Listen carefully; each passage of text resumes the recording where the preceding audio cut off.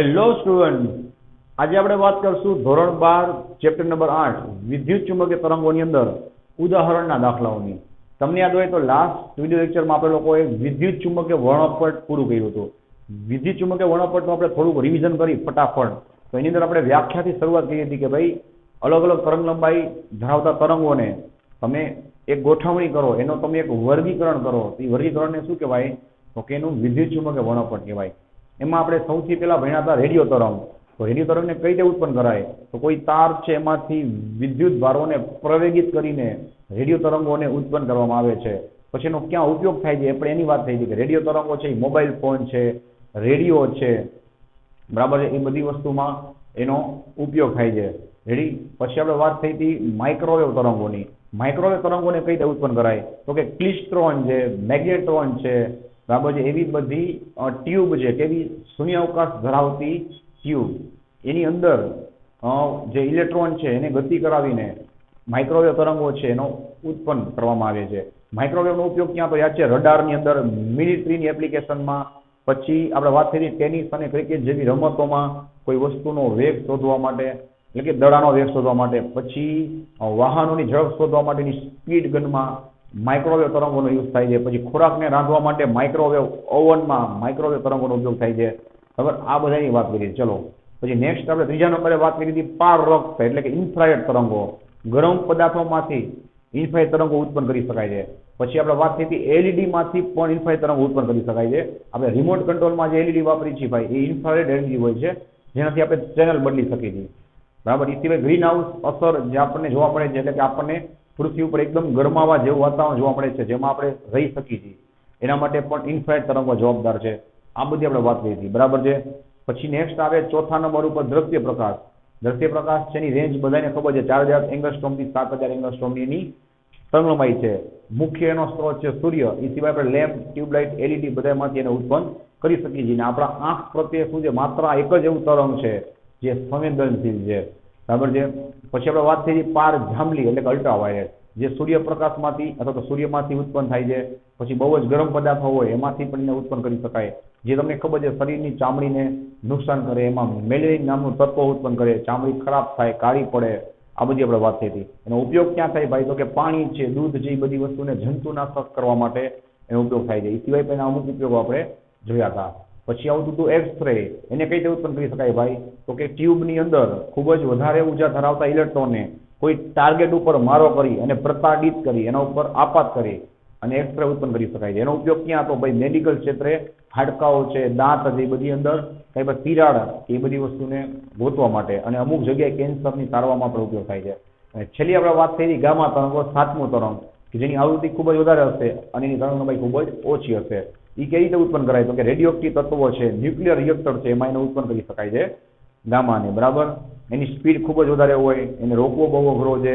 એનો ઉપયોગ ક્યાં થાય ભાઈ? તો કે કેન્સરની સારવારમાં થાય છે. રેડી. તો આટલી આપણે વાત કરી. ચલો, તો આપણે આજે ઉદાહરણ નંબર 8.2 થી સ્ટાર્ટ કરવાનું છે. બરાબર. ઉદાહરણ નંબર 8.2. તો ચલો એની રકમ વાંચો જોઈ. આ ચેપ્ટરમાં દાખલાઓ છે એ આપણે જે વિદ્યુત ચુંબકીય તરંગની 12 થી 13 લાક્ષણિકતાઓ ભણ્યા હતા ભાઈ, એમાં જે સૂત્રો ભણ્યા હતા એના ઉપરથી કરવાના છે. અમુક સૂત્ર મેં તમને કીધું હતું કે તમારી ટેક્સ્ટ બુકની લાક્ષણિકતામાં નથી આપેલા, પણ મેં તમને કરાવ્યા હતા. એટલે જ કરાવ્યા હતા કે જેથી તમને અહીંયા ઉદાહરણ કે સ્વાધ્યાયમાં વાંધો ન આવે. બરાબર. ચલો 8.2 ને વાંચો. તમને 25 મેગાહર્ટ્ઝ આવૃત્તિ ધરાવતું એક તરંગ આપ્યું છે. હું તમને કવિ ખાસ ઠીક કરી દઉં. તરંગ એક્સ દિશામાં ગતિ કરે છે. યાદ રાખજો, તરંગ છે એક્સ દિશામાં ગતિ કરે છે. આપણે શું કીધું છે? તરંગની દિશા, બરાબર, ચુંબકીય ક્ષેત્રની દિશા અને વિદ્યુત ક્ષેત્રની દિશા ત્રણેય એકબીજાને લંબ હોય. તો તરંગ એક્સ દિશામાં જાય છે, યાદ રાખજો. બરાબર. ચોક્કસ સમયે તમને વિદ્યુત ક્ષેત્ર આપ્યું છે. ચલો ત્યાંથી આપણે લખીએ. વિદ્યુત ક્ષેત્ર કેટલું આપ્યું છે? વાંચો ભાઈ, 6.3 J-કેરેટ. જો મેં તમને કીધું હતું ભાઈ બધું એકબીજાને લંબ હશે. તો તરંગ એક્સ દિશામાં જાય છે, વિદ્યુત ક્ષેત્ર J-કેરેટ મતલબ વાય દિશામાં છે. જોવું જોઈએ. તમારે શું ગોતવાનું છે? આ બિંદુ આગળ ચુંબકીય ક્ષેત્ર બી નો સદિશ ગોતવાનો છે. ચલો એકદમ ઈઝી સૂત્ર છે. આપણે ભણી ગયા છીએ લાક્ષણિકતામાં કે વિદ્યુત ક્ષેત્ર અને ચુંબકીય ક્ષેત્ર વચ્ચેનો સંબંધ ધરાવતું સૂત્ર. બરાબર વિદ્યુત ક્ષેત્ર અને ચુંબકીય ક્ષેત્ર વચ્ચે સંબંધ ધરાવતું સૂત્ર શું થાય ભાઈ? E ના છેદમાં B બરાબર C. યાદ છે ને? E/B બરાબર C. માટે આપણે B ગોતવો છે એટલે B ને કરતા બનાવી શું થશે બોલો ભાઈ? E ના છેદમાં C. ચલો E કેટલા આપ્યા છે? જો 6.3 એના છેદમાં C એટલે કેટલું થાય? 3 × 10⁸. શું થશે જોઈએ? 3 × 2 = 6, 3 × 1 = 3, 10⁻8 ઉપર આવી જાય. અને એનો એકમ શું થાય ભાઈ? ટેસ્લા થાય. ટેસ્લા ચુંબકીય ક્ષેત્રનો એકમ. આ તો વાત થઈ એના મૂલ્યની ભાઈ. હવે આપણે દિશાને ગોતવી હોય દિશા તો શું કરશું? તો તમને આવડે જ છે ભાઈ. વિદ્યુત ચુંબકીય તરંગની પ્રસરણ દિશા.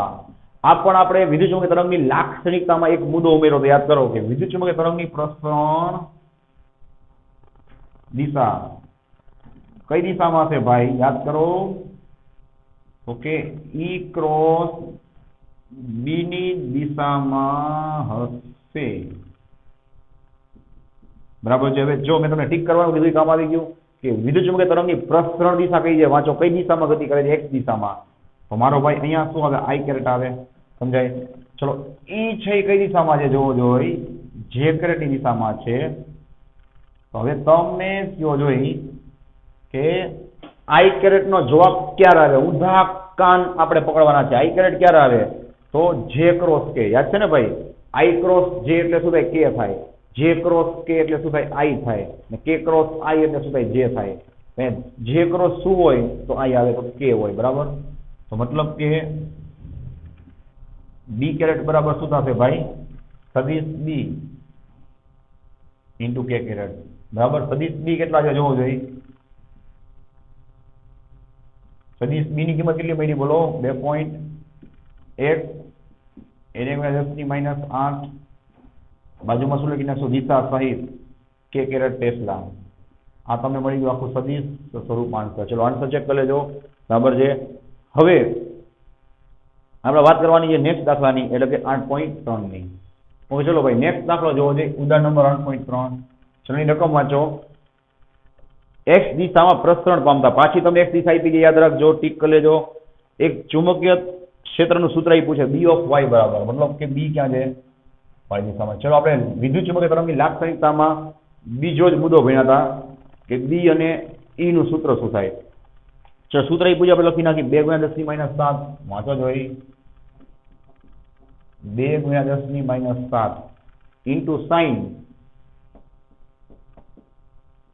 કૌંસમાં 0.5 × 10⁻3x. વાંચજો સરખું 0.5 × 10⁻3x વત્તા 1.5 × 10⁻t. આ સૂત્રને આપણે શું કરશું ભાઈ? આપણા સૂત્ર સાથે સરખાવશું. કયા? તો ધ્યાન આપજો. વિદ્યુત ચુંબકીય તરંગની આપણે પહેલી જ લાક્ષણિકતા ભણ્યા હતા. આ સૂત્રને B of Y બરાબર યાદ કરો કઈ B0. B0 કોણ હતો? એની મહત્તમ કિંમત અથવા તમે એને કહી શકો છો એનો કૌંસ વિસ્તાર ઇન્ટુ સાઇન kx વત્તા ઓમેગા ટી. યાદ આવ્યું કઈ? ઓમેગા ટી સાથે સરખાવતા.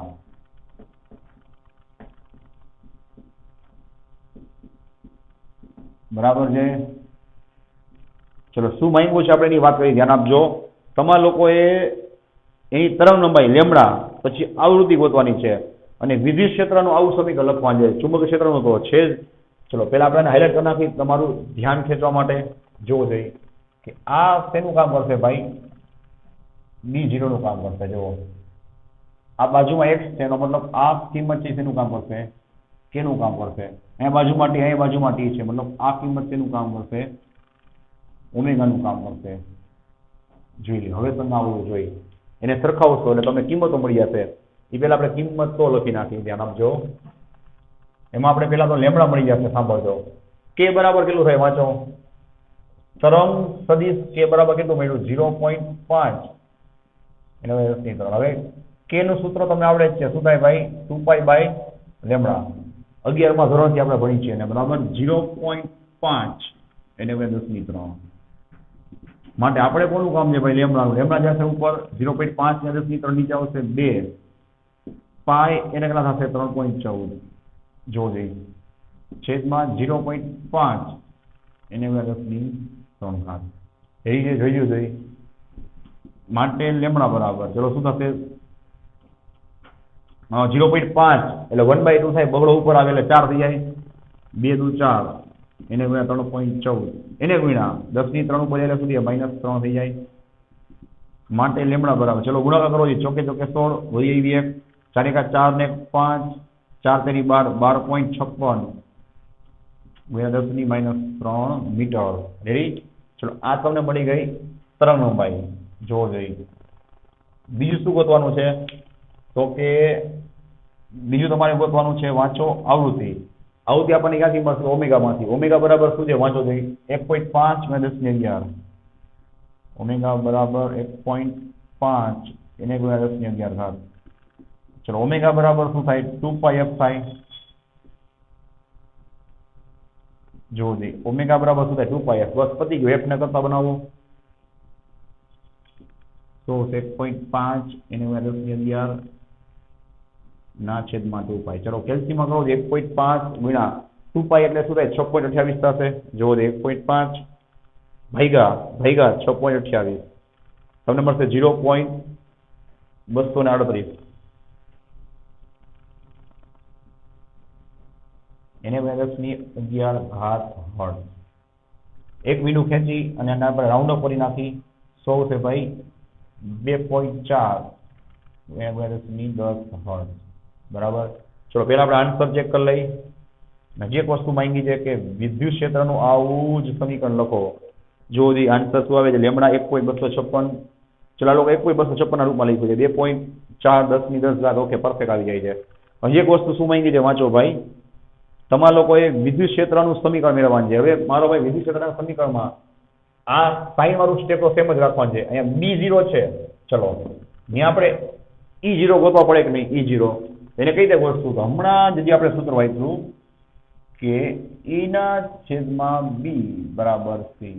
અહીંયા આપણે 0 લખી નાખી. 0 એટલે સમજાય મહત્તમ કિંમત. તો B0 ની કિંમત મહત્તમ છે તો સામે તમને E0 ની કિંમત પણ મહત્તમ જ મળે ને. સારું ચલો E0 ને કરતા બનાવો. B0 ક્યાં જશે? સામે ગુણાકારમાં. માટે E0 બરાબર ચલો C એટલે શું થશે? 3 × 10 ની 8. ચલો B0 ની કિંમત એક બાકી રહી ગઈ હતી. E પર કામ આવી ગઈ. K કામ આવી ગયો. ઓમેગા કામ આવી ગયો. દેખાય? 2 × 10 ની -7. 2 × 10 ની -7 માટે E0 બરાબર શું હશે? 3 દુ 6. ધ્યાન આપજો 10 ની 8 ઘાત માંથી 7 ઘાત જશે શું હશે? 10 ની 1 ઘાત. માટે ફાઇનલી તમને મળશે 60 વોલ્ટ પ્રતિ મીટર. રેડી છે? આ તમને મળી ગઈ E0. હવે ખાસ ધ્યાન રાખજો ભાઈ. મેં તમને કીધું તું ટીક કરી લેજો. તરંગ છે એ x દિશામાં જાય છે. જો તરંગ x દિશામાં જાય છે બરાબર. પછી ચુંબકીય ક્ષેત્ર y દિશામાં છે. તેનો મતલબ કે આપણું વિદ્યુત ક્ષેત્ર ક્યાં હશે? z દિશામાં. બરાબર છે? હવે આપણે એનું સૂત્ર લખી નાખી. ધ્યાન આપજો. E of z બરાબર E of 0 in bracket sin kx plus omega t. અહીંયા શું લખશું ભાઈ?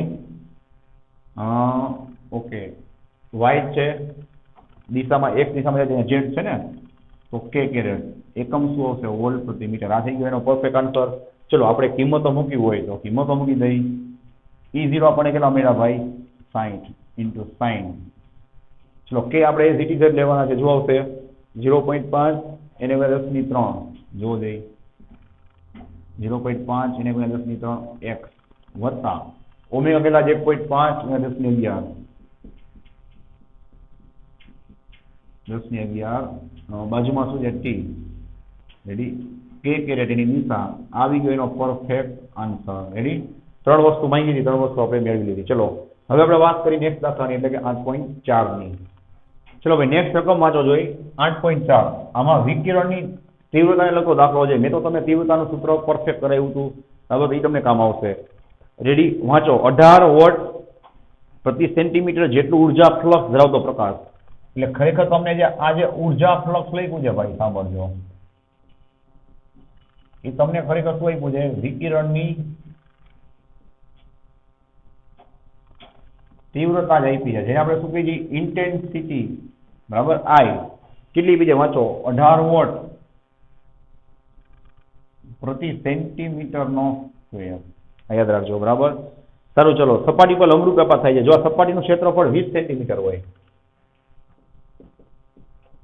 ચલો ક્ષેત્રફળ તમે આપ્યું છે એ પણ સેન્ટીમીટરમાં જ છે, ધ્યાન આપજો. 20 સેન્ટીમીટર સ્ક્વેર. ઓકે, તો 30 મિનિટ જેટલા સમયગાળામાં, તો સમય તમને આપ્યો છે t બરાબર 30 મિનિટ ઇક્વલ કેટલા થશે? 30 ગુણ્યા 60, 6 તેરી 18 ને 2 મિનિટ બીજા 1800 સેકન્ડનો સમય આપ્યો છે. વાંચો જોઈ. તમારે લોકો શું ગોતવાનું છે? સપાટી પર લાગતું સરેરાશ બળ. સપાટી પર લાગતું સરેરાશ બળ તમારે લોકો ગોતવાનું છે. ચલો આપણે કેવી આગળ વસ્તુ ચેક કરી. ચલો, મેં તમને સૂત્ર કરાવ્યું છે પરફેક્ટ વ્યાખ્યા સહિત. યાદ કરો કે વિકિરણની તીવ્રતા I બરાબર ઉર્જાના છેદમાં સમય એને વિના શું છે? ક્ષેત્રફળ. બરાબર? એને વિના ક્ષેત્રફળ. રેડી છે? માટે ચલો I તો તમારી પાસે છે કેટલા છે? 18. હું એકમ સહિત લખું છું, ધ્યાન આપજો. વોટ પ્રતિ સેન્ટીમીટર સ્ક્વેર. એટલે ઓટોમેટિક આ સેન્ટીમીટર સાથે સ્ક્વેર સાથે ઉડી જશે, એટલે કઈ પ્રશ્ન નથી. એને મીટરમાં ફેરવવાનો. મીટરમાં ફેરવો એની જે ઘાત આવે 10 ની -4 એ પણ ઉડવાની જ છે. જોઈ લેજો તમે. ઉર્જા એટલે આપણે શું લખી નાખી? ધારો કે બળ ગુણ્યા સ્થાનાંતર. બળ ગુણ્યા સ્થાનાંતર. સમય, ચલો એરિયાનું આ બાજુ લેલું. સાંભળો, એરિયા અને સમય એટલે શું લખી નાખું? ટી. ઓકે, ચલો નેક્સ્ટ સ્ટેપ શું હશે? ધ્યાન આપજો. માટે 18 વોટ પ્રતિ સેન્ટીમીટર સ્ક્વેર એને આપણે એમને રાખી દઈ ઇક્વલ. હવે ધ્યાન આપજો, f ના છેદમાં a એને ગુણ્યા. ચલો ડિસ્ટન્સ બાય ટાઈમ એટલે શું થાય? વેગ થાય ને. આપણે વિદ્યુતચુંબકીય તરંગની વાત કરતા હોય તો શું આવે? એનો પ્રકાશનો વેગ આવે c. બરાબર છે? બસ પતી ગયું. f ને કરતા બનાવો. સાંભળો, f આપણે ગોતવાની કરતા બનાવો. a સામે જશે 18 ગુણ્યા a અને c ક્યાં આવશે? છેદમાં. જો 18 એને ગુણ્યા એ તમે મૂકી દો સેન્ટીમીટર એટલે સામસામે ઉડી જાય. જોયું? એ કેટલા છે? જોવો જોઈએ 20 અને આ છેદમાં પ્રકાશનો વેગ 3 ગુણ્યા 10 ની 8. બરાબર? 100 જોઈએ. 3 6 18 એટલે 6 આવશે. 6 દુ 12 120 એને ગુણ્યા 10 ની -8 ન્યૂટન. એટલે કે 1.2 એને ગુણ્યા 10 ની -6 ન્યૂટન જેટલું બળ લાગશે. હજી તમને હિન્ટ આપી દો. સાંભળો, દબાણ પૂછે ને, દબાણ તો F/A જોયું? બળના છેદમાં ક્ષેત્ર પર શું થાય? દબાણ થાય P. ખાલી C ને તમારે શું કરવાના? આના વડે ભાગી નાખવાના. આ બધું તમને MCQ માં કામ આવશે. ધ્યાન રાખજો. બરાબર છે?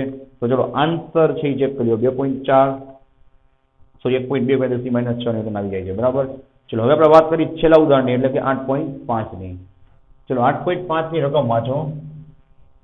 એમાં પણ તમને તીવ્રતાનો કન્સેપ્ટ કામ આવશે. જે મેં તમને સૂત્ર સાબિત કરાવ્યું હતું એક્સ્ટ્રા, એ તમને કામ આવશે. અને બીજી વાર હું તમને સાબિત કરી દઈશ, ખાલી 2 મિનિટ વધારે લાગશે. બરાબર? સારું, વાંચો. 100 વોટના બલ્બમાંથી વિકિરણથી 3 મીટર દૂર ઉદ્ભવતા વિદ્યુત અને ચુંબકીય ક્ષેત્ર ગણો. બલ્બ હોય એનાથી 3 મીટર એટલે યાદ આવજો, ચારે બાજુ વિકિરણ ઉત્પન્ન થાય. ચારે બાજુ એટલે ગોળાનું કામ કરે. ચારે બાજુ 3 મીટરમાં તમે ગમી ગોતી શકો. અહીંયા બલ્બ મૂકી દો તો બલ્બથી 3 મીટર શું થાય ભાઈ? ઉપર નીચે આમ તેમ સાઈડમાં બધી બાજુ તમે 3 મીટર ઉપર એ વસ્તુને ગોતી શકો છો. શું? તો કે વિદ્યુત ક્ષેત્ર અને ચુંબકીય ક્ષેત્ર. બલ્બની કાર્યક્ષમતા કેટલી છે? 2.5%. રેડી? તો ત્યાંથી આપણે શરૂઆત કરશું. સાંભળજો કે બલ્બમાંથી મળતો પાવર બરાબર કેટલો છે? પાવર બોલો.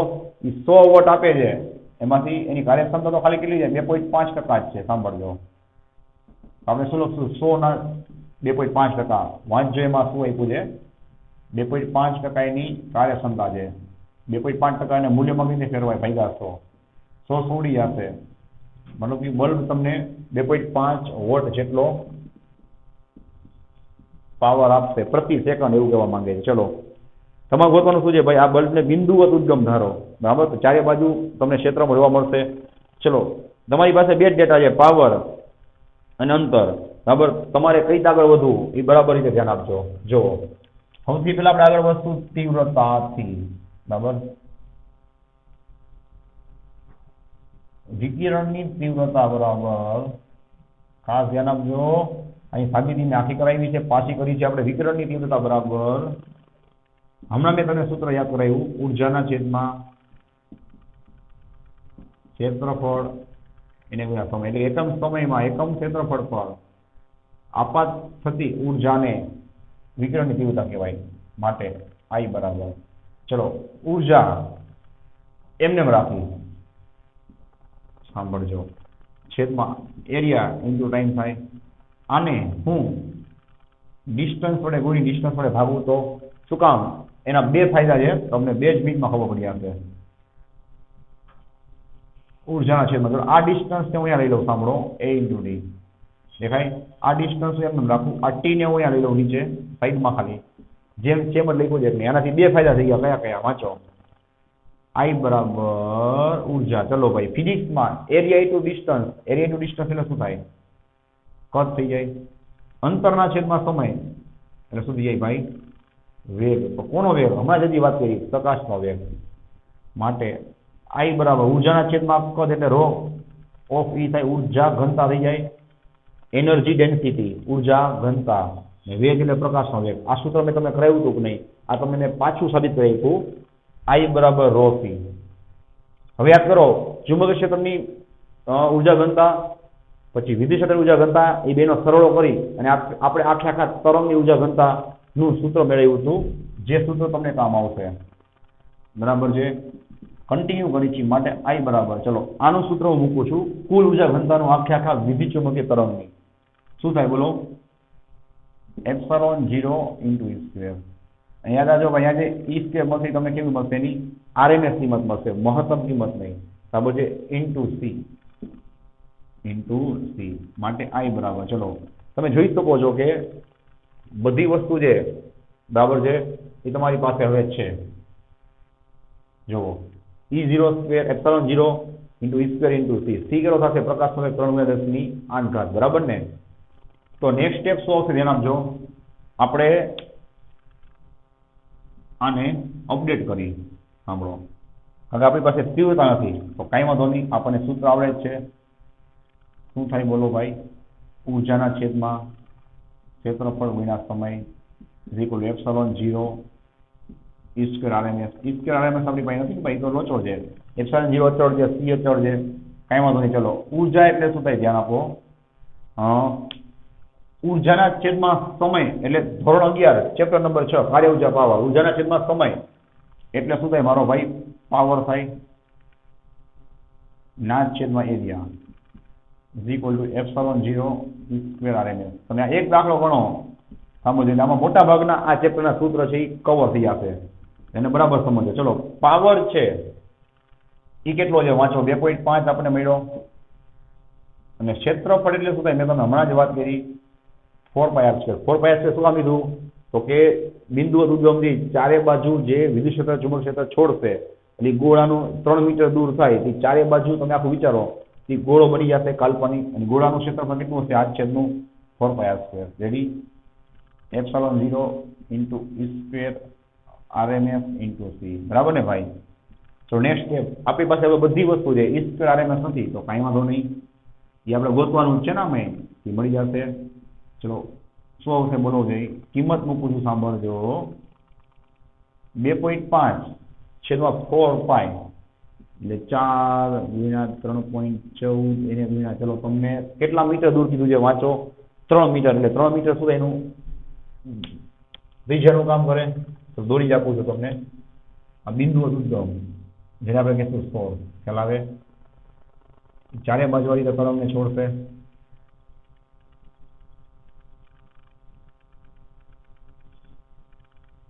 બરાબર છે. આપણે એમાંથી કેટલા અંતર ઉપર ગોતવાનું છે ભાઈ?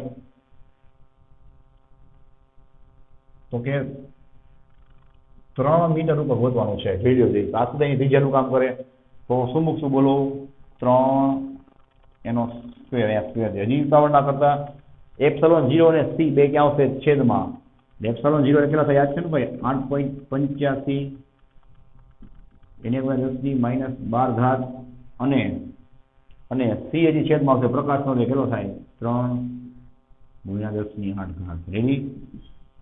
માટે e સ્ક્વેર RMS બરાબર, ચલો ભાઈ કેલ્સીમાં ટ્રાય કરવો જોઈએ.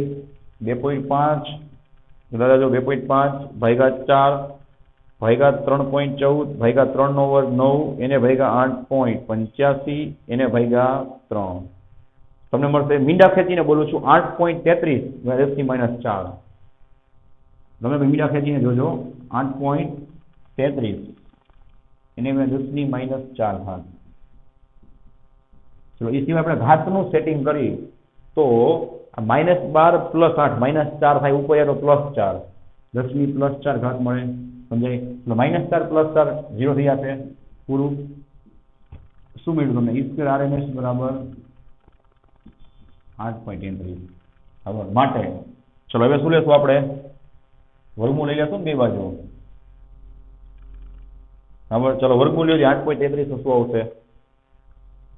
8.33 નું વર્ગમૂળ આવશે 2.88 એટલે કે 2.89 જેવું રાઉન્ડ અપ કરશો એટલે.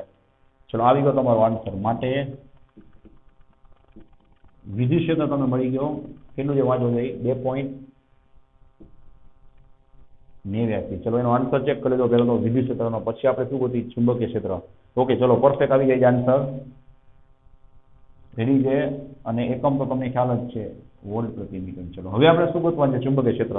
તો ચુંબકીય ક્ષેત્ર તો હવે આરામથી મળી જશે. કઈ છે?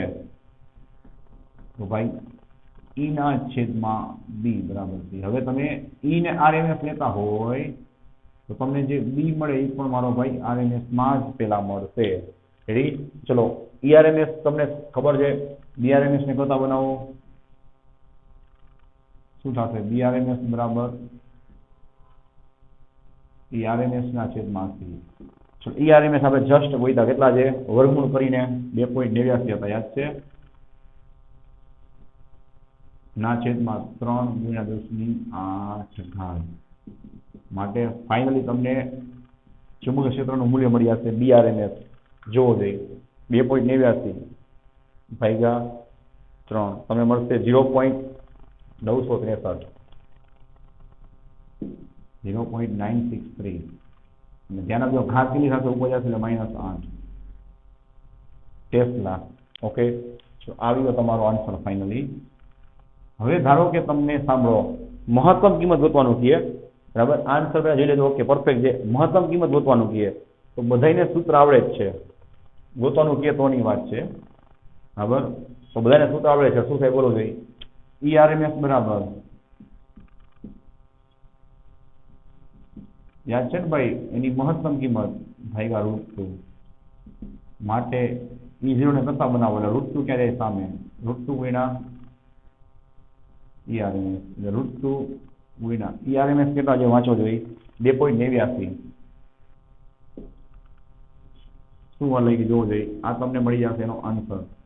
બરાબર? 2.89. ચલો 2.89 ગુણ્યા તમે √2 એટલે કેટલા થાય? 1.41 થાય. 2.89 એને તમે કરશો 1.41 તમને મળશે 4.07 વોલ્ટ પ્રતિ મીટર. આ તમને શું મળી ગઈ ભાઈ? એની મહત્તમ વિદ્યુત ક્ષેત્રની કિંમત. બરાબર ને? આ જ રીતે આપણે છેલ્લી વાત કરી કે BRMS માંથી એની મહત્તમ કિંમત માંગે તો ભાઈ BRMS બરાબર શું થાય? મહત્તમ કિંમત ભાગ્યા √2. માટે B0 બરાબર શું આવશે? બોલો √2 એને ગુણ્યા BRMS = √2. ચલો BRMS આપણે જસ્ટ ગોઈતા પેલા જે જોઈએ 0.963 એને ગુણ્યા 10⁻8. રેડી? માટે B0 બરાબર ચલો 1.41 વડે ગુણી નાખો.